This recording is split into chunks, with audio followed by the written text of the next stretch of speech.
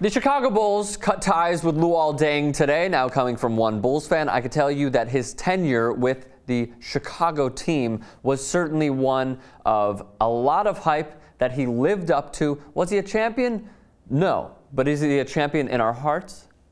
Yes. So the Chicago Bulls decided to get rid of Luol Deng. They traded him to longtime rival, the Cleveland Cavaliers, though the Pacers would certainly be a bigger rival. But the Cavaliers, division team, are certainly a rival to the Chicago Bulls. They traded him for Andrew Bynum. Now, before I even go further, your initial reaction is, what?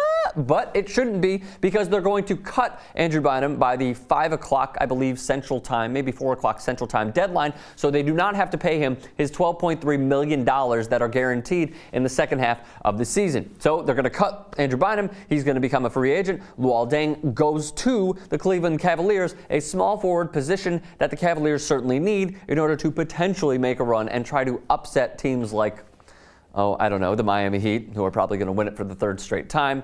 People are calling me a bandwagoner, by the way. Not a bandwagoner. Keeping it real here on TYT Sports, and also trying to compete with the Indiana Pacers, another division rival. So, by the way, here is the specifics of the draft picks that the Bulls will now get. By the way, as a Bulls fan, once again, applauding the shit out of this deal. I'll get to that in a moment. Here are the specifics via ESPN.com. The Bulls will get the Kings, Sacramento Kings, pick if it falls outside the top 12 in 2014 or outside the top 10 picks in 2015, 16, or 17. The Bulls also got the 2015 and 2016 second-round picks the Blazers owed the Cavs.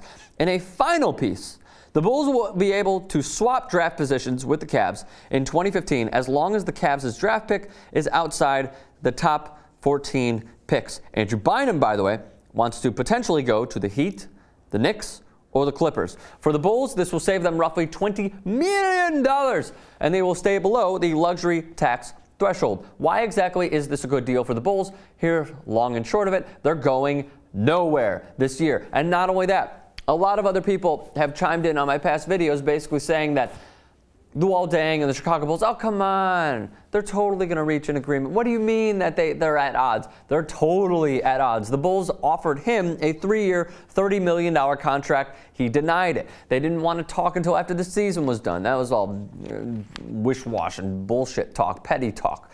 But the fact is, Luol was not going to stay with the Bulls. This is the right move because he becomes a free agent in 2014. Get something for him, and they are. So it's a great move for the Chicago Bulls. Tank. Start Marquise Teague. Do anything in order to try and get inside the top 5 with your draft pick, and then potentially get another first-round draft pick. This is called rebuilding, people. This is how it's done. Gar Forman and John Paxson, a.k.a. Garpax, the GMs of the Chicago Bulls, totally right moves. So, by the way, they also have the Bobcats as first-round pick if it's outside the top 10. So, well done there as well. Luol Deng, 28 years old, 19 points per game. His average is 7 rebounds per game, 4 assists per game. Was dealt with an Achilles injury this year. Contract talk stalled, as I all told you. By the way, Tim Baffo of CBSChicago.com had this to say, and then I want to get into your tweets that obviously you chimed in on MySpace. No. So here's what Tim Baffo said. First in franchise, this is Luol Deng, in games, post-Michael Jordan era this is, first in the franchise in games, minutes, points, field goals made, free throws made, defensive rebounds, and total rebounds. Ranked second in offensive rebounds and steals, third in assists, and fourth in blocks and three-pointers made. To say that his career with the Chicago Bulls, and they traded for the right to draft Luol Deng with the Phoenix Suns back in 2004 when he was a one-and-done at Duke, it was a successful stint with the Bulls. He is going on to greener pastures because they just can't pay him, and they're at odds. It's a smart move for the Bulls. It's a smart move for Luol Deng to go to the Cleveland Cavaliers, who have a lot of potential, By the way, if you're looking at the Bulls and going forward, here are the contracts you need to know and who they're going to basically keep. One of them is not Carlos Boozer, who they'll probably amnesty somewhere from $17 to $20 million. The core players that they will build around, obviously Derrick Rose. He has 3 years left on that deal. Taj Gibson also has 3 years left on that deal. Joakim Noah, 2 years left. Jimmy Butler on a rookie deal. Tony Snell, yes, good pick out of New Mexico, and they will absolutely dump Carlos Boozer. Last point that I'm going to make, and then I'll get into your tweets. The NBA free agent class of 2014 is stellar. And that is exactly why the Bulls are freeing up so much money, because they're trying to make a run at these guys. So who are the key players? LeBron James can basically leave for the 2014 free agent class. He could leave Miami if he would like to. That's a player option. Rudy Gay, another player option. By the way, LeBron, $20 million is his player option. Rudy Gay, $19.3 million with his player option with the Sacramento Kings. Continuing along, Carmelo Anthony, Zach Randolph, Dwayne Wade, Tim Duncan, Chris Bosh, Chandler Parsons, Dick Nowitzki, Paul Gasol, Amari Stoudemire, Avery Bradley, Eric Bledsoe, Kyle Lowry, and Paul Pierce. Now, here are your tweets on this matter. Sarah tweets at Aberstrom, should have drafted more decent players, but good for the future. This isn't Jerry Krause. We're not going with Khalid El-Hamid. We're trying to get some solid players here, and the Bulls are going to do that. The Bulls are absolutely going to do that, whether it's in the draft or free agency. This is the right move overall. Sam Calbert Schultz tweets at Aberstrom, it would be a good trade if the Bulls knew how to draft decent players. Tank for Parker.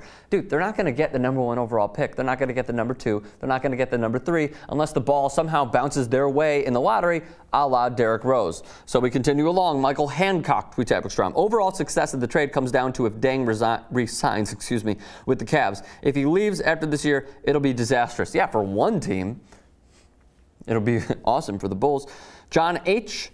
tweets at Aberstrom, I don't think Deng has been 100% healthy since he joined the league. All in all, I'd get rid of Bynum no matter what I'd have to do. Yeah, I just told you they're going to. Marzak Ahmed tweets at Aberstrom, what a steal for the Bulls. The draft picks will help build towards the future, and they save money by trading Deng. Who else do we got? Matt Lee Puma tweets at Aberstrom, sad to see Deng leave, but it needed to be done. Yes, it did. This is all happening because of the Rose injury. Hope Melo joins with cap space. Yeah, that makes one of us. Ted Gruber tweets at Aberstrom, good move for the future, but how much longer can the Bulls be saying building for the, quote, future? Well, they weren't necessarily building for the future because they had their future in Derrick Rose, and then when he went down, it just became a lost season. You're not going to win the championship without a star. Joakim Noah is a star, but you need a scoring star. I hope everyone understands what I'm saying. So those were all of your tweets. Now what I'm asking all of you guys to do, leave a thought in the comments section below. Do you think I'm crazy? That's totally fine. Or do you think I'm right? Which is also more fine. Leave a thought in the comments section below. Give this video a thumbs up, share with your friends, and most importantly, help me out, help us out, and subscribe to TYT Sports.